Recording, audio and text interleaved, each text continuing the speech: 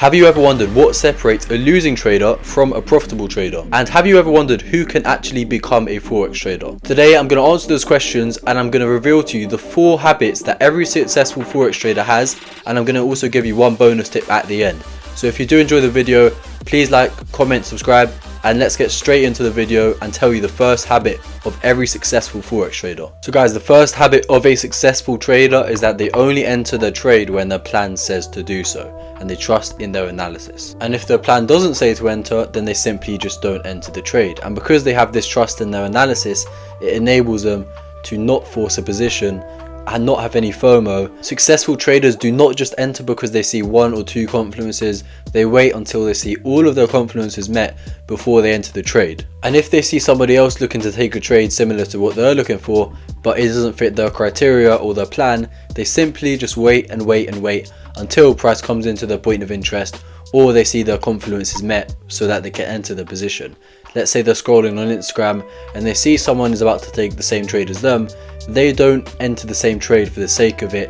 If it's not part of their analysis, they will simply just not take the trade, and they are very happy staying off the charts or calling it a day if they haven't seen their criteria met. And the reason why they are so happy trusting their analysis is because they put the hours in on the charts, back testing, forward testing, and they trust themselves that they are good enough to be profitable, and they understand the law of probability that if they switch up their strategy, that is going to decrease the chance of them becoming profitable, because they have effectively messed up the whole probability of their win rate versus the losing rate.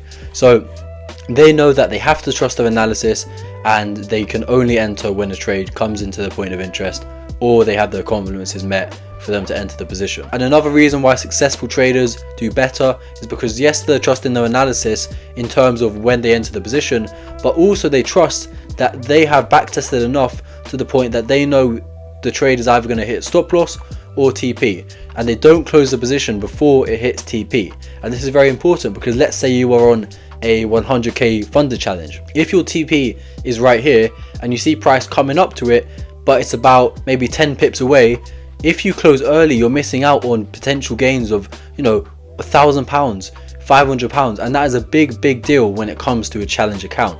So they trust their analysis and they don't close their position before TP1. And the second habit of every successful trader is they have the ability to be patient and wait for price to come into their point of interest before they take a trade. Successful traders are able to, I wouldn't say distract themselves, but they are able to find something to do other than keep an eye on the chart the whole time, because if you're constantly looking at the chart, it is going to cause you to overtrade and potentially not be as patient as if you were to find something to distract yourself, or read yourself a book, set your alerts, and then just basically come off the charts and find something to do other than sit on the charts all day and just be really waiting for your confirmations. If you can find something else to do, it's going to make you way more patient, and in the long run that is going to help your trading, because it's going to make you take less positions that aren't as good as the ones you want to be taking. So another example in this case can be if price is a little bit away from your point of interest, and let's say you've got a limit on a supply. If price is about to come into that limit, you can either wait for that limit to be set, or you can have a fear of missing out and be impatient and enter on a market execution before price has come into your point of interest, because you don't want to miss out on the trade. And if you do this, you are getting a worse entry than you initially should have been getting, because you didn't wait for your limit and you weren't patient enough to wait for the trade to happen. So that is exactly why being patient is so important, and that is why successful traders all have the habit of being patient. And now on to point number 3, professional traders all have a set daily routine. So this means that they wake up at a certain time, they trade at a certain time, and they know exactly what they're doing throughout the rest of the day. This keeps them busy and it keeps them very productive throughout the day, so that they're not over trading and not constantly on the charts just over trading for no reason, and they've got other stuff to do throughout the day, which is very important as a trader, because you do need to be productive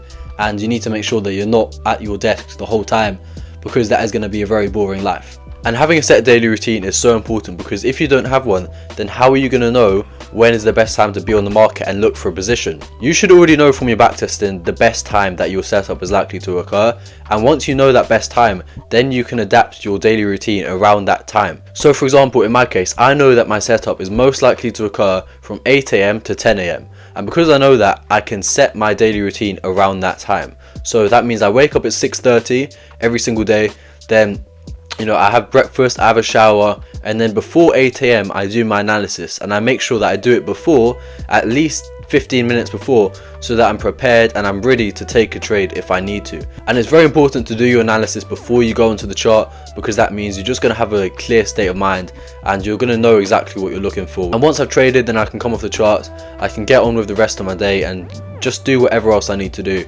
So that's why having a daily routine is so important, because it enables you to trade and then be productive for the rest of the day as well, because trading isn't just about trading like the whole day. You need to just trade for one bit of time and then allocate the rest of your day to other stuff. And habit number 4 of every successful trader is they always have a trading plan, so they know exactly what they're looking for before they enter the trade. And this is very important, because if you don't know your confluences and if you don't know what you're looking for, then you're just going to be entering whenever you feel like it, and that is never going to make you profitable. And a lot of people make the mistake of thinking that they have a trading plan just because they say they trade SMC, but SMC is such a broad concept.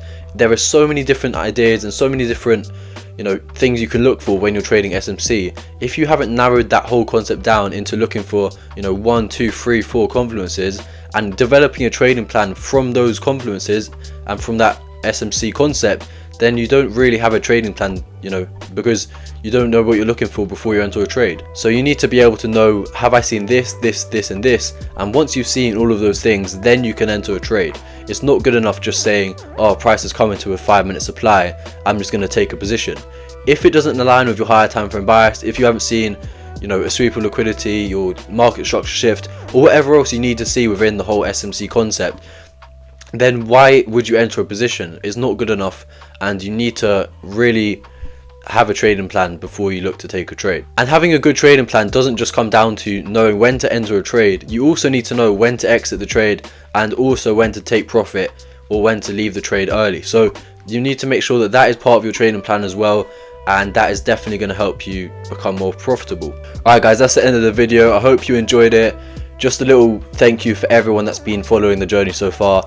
Thank you for 320 subscribers, I think, by the time this video comes out. So the channel's doing really well. Hopefully I can get to 500 subscribers in the next few weeks. That'll be amazing. And then we can get to the bigger milestones like 1k, 2k, and that'll be sick. So thank you everyone so far, and I'll see you guys next Sunday. Peace.